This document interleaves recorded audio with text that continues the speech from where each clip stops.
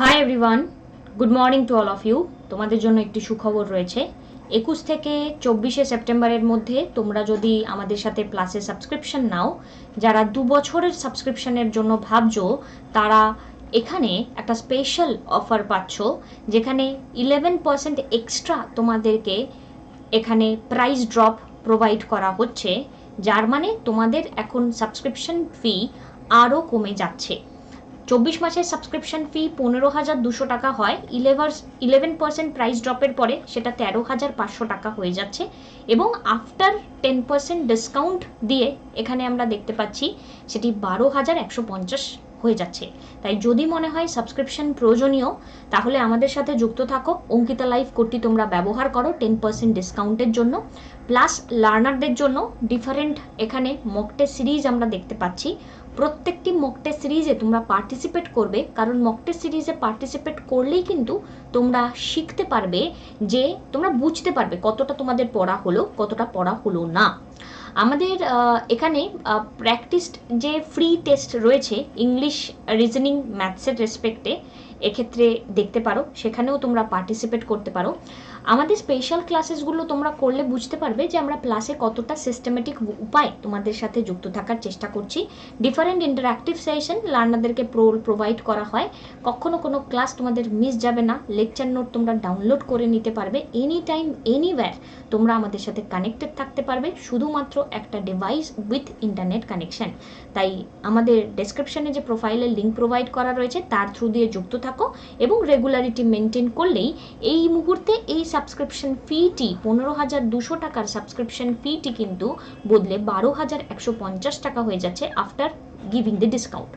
Ankita live কোডটি ব্যবহার করলেই সেটা পেয়ে যাবে।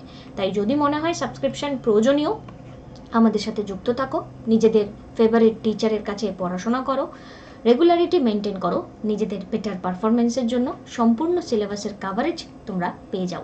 আজকের কারেন্ট অ্যাফেয়ার্সের সেশনে চলো যাওয়া যাক। 24 সেপ্টেম্বর 2021-এর কারেন্ট অ্যাফেয়ার্স হাইলাইটস নিয়ে আজ আমরা ডিসকাশন করব।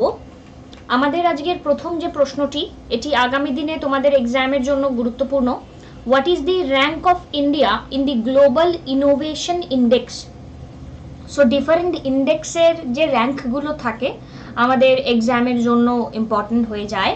তো ইন্ডিয়ার গ্লোবাল ইনোভেশন ইন্ডেক্স 2021-এ ইন্ডিয়ার র্যাঙ্ক কত এখানে জানতে চাওয়া হচ্ছে। তো ইন্ডিয়া এখানে র্যাঙ্ক করেছে 46। ইন্ডিয়া 2 স্পট এখানে জাম্প করেছে, 46 র্যাঙ্ক এখানে হয়েছে। এবং এই র্যাঙ্কটা কার দ্বারা প্রিপেয়ার করা হয়, এটি কিন্তু এগেইন আমাদের জন্য একটি দরকারি প্রশ্ন আগামী দিনের এক্সামের ক্ষেত্রে। India jumps 2 spots to 46 rank in Global Innovation Index 2021।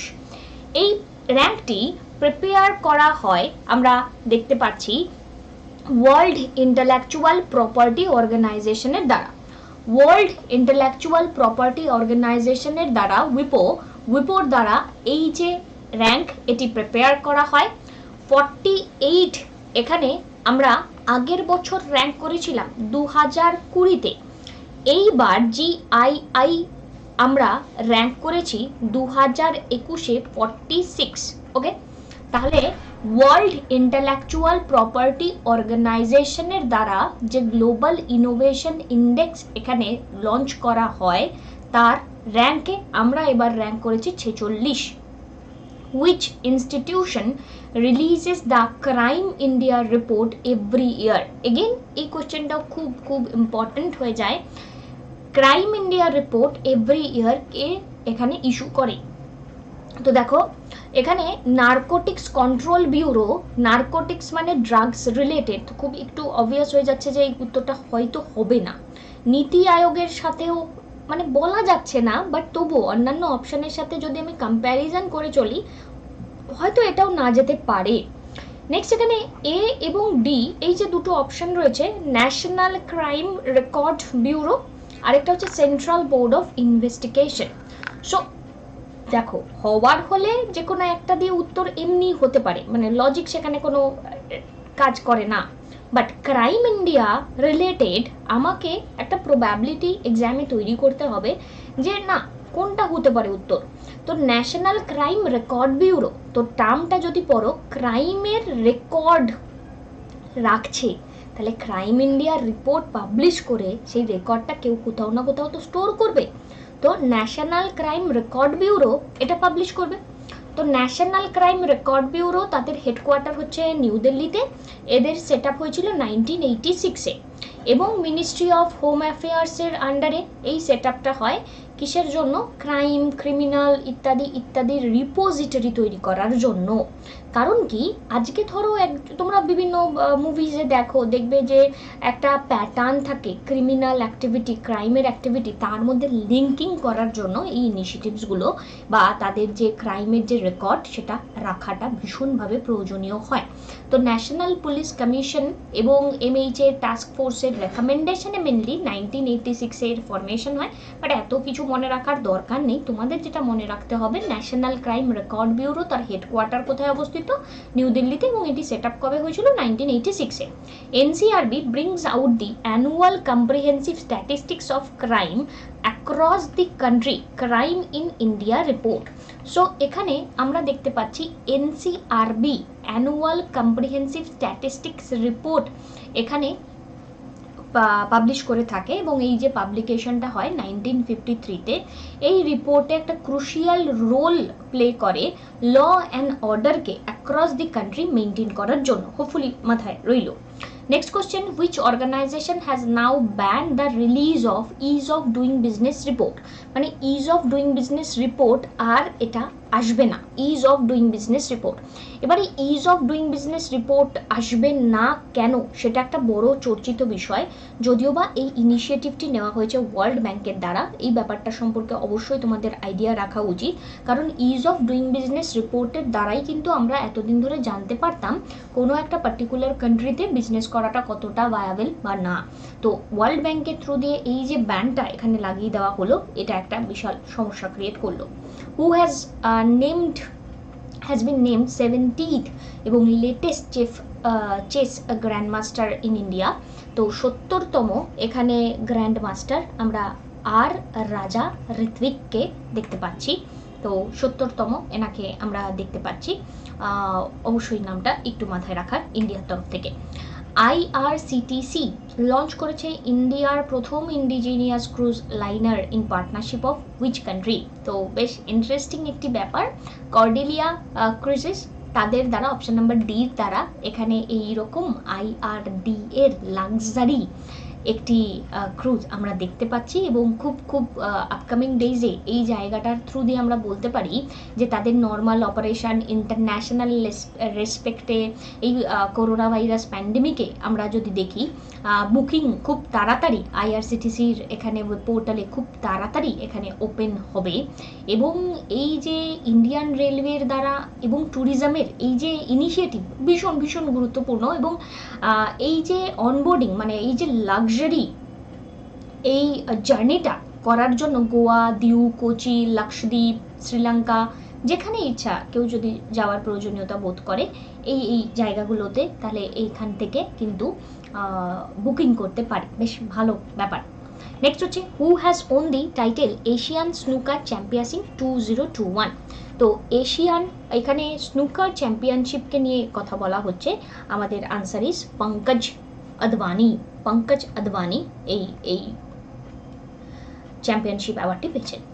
Who has been appointed as the Public Policy Director of Facebook India? Public Policy Director of Facebook India, এই কোশ্চেনটি আমাদের জন্য গুরুত্বপূর্ণ হয়ে যাচ্ছে, কারণ রাজীব আগরওয়াল এই 1993 এখানকার উনি অফিসার ছিলেন, তিনি এই পাবলিক পলিসির এখানে ডাইরেক্টর হিসেবে নির্বাচিত হয়েছেন ফেসবুকের। It's important. Which state recently issued circular against bureaucrats holding press conference? So recently circular এখানে জারি করা হয়েছে বিউরোক্রেটসের বিপক্ষে প্রেস কনফারেন্সকে নিয়ে। তো এই ছোট ছোট ইস্যুসগুলো আমাদের একটু দেখে রাখার, কারণ এই ইনিশিয়েটিভটি মানে এই প্রবলেমটি আমরা কর্ণাটকার রেসপেক্টে দেখতে পাওয়া যাচ্ছে। ইন্ডিয়ান অ্যাডমিনিস্ট্রেটিভ সার্ভিসের এখানে কর্ণাটকার গভর্নমেন্ট এই সার্কুলার ইস্যু করেছে, এবং গভর্নমেন্টের এই যে মুভ, এই মুভে আইএস অফিসারের মধ্যে অনেকটা খিটপিট হয়ে গেছে। তো এর গভীর আলোচনা তোমাদের যদি নিজেদের দেখতে হয় একবার দেখে নেবে, ইস্যুগুলোকে বোঝা উচিত, কারণ আপকামিং আধিকারিক তোমরা, তোমাদের কোন মুভির সাথে কিভাবে কি কানেক্টেড থাকতে পারে এগুলো তোমাদের জানার ব্যাপার, এগুলো নিয়ে অবশ্যই কথা বা ভাবনা রাখা উচিত।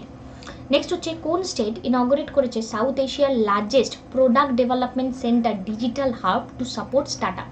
তো সাউথ বলে দিয়েছে, তো সাউথ বললে অপশান 1-2 এছাড়া কিছুই হবে না। তো এক্ষেত্রে কেরালা ইনঅগারেট করেছে ডিজিটাল হাব, এখানে 200টি স্টার্টআপ এখানে ক্যাপাসিটি আমরা দেখতে পাচ্ছি ইনঅগারেশন হবে, এবং এই সাউথ এশিয়ার এই টেকনোলজি ইনোভেশন জোনে এর প্রোডাক্ট ডেভেলপমেন্ট সেন্টার তৈরি করার দ্বারা লেটেস্ট এখানে গ্রোথ আমরা দেখতে পাচ্ছি। নেক্সট এখানে কেরালা নিয়ে আমরা যদি কিছু কথা বলি, তো সাউথ ওয়েস্টার্ন সেকশনে কেরালা অবস্থিত এবং end of the Indian subcontinent. কেরালার লং হিস্ট্রি রয়েছে আর্ট অ্যান্ড কালচারাল হেরিটেজের দিক থেকে, ফরেন ট্রেডের দিক থেকেও এখানে আমরা উল্লেখযোগ্য বলতে পারি। হাইয়েস্ট লিটারেসি রেট আমরা বলতে পারি, এখানকার growth, education, health, gender equality, social justice, law and অর্ডারকে মেনটেন করার জন্য ভীষণভাবে এগিয়ে, এবং এখানে লোয়েস্ট ইনফ্যান্ট মর্টালিটি রেট আমরা দেখতে পাচ্ছি। সাউথ ওয়েস্ট মালাবার কোস্টের সাউথ ওয়েস্টে আমরা কেরালাকে দেখতে পারি। গডস ওন কান্ট্রি কেরালাকে বলা হয়, গডস ওন কান্ট্রি, ভগবানের নিজের দেশ। কেরালার ওয়ার্ড এখানে ডেরাইভ করা হয়েছে কেরালাম, যার মানে হচ্ছে ল্যান্ড অফ কেরা, মানে কোকোনাট ট্রি। ক্যাপিটাল এখানে তিরুবনন্তপুরম, বা এখানে আমরা দেখতে পাচ্ছি ত্রিবন্দ্রম।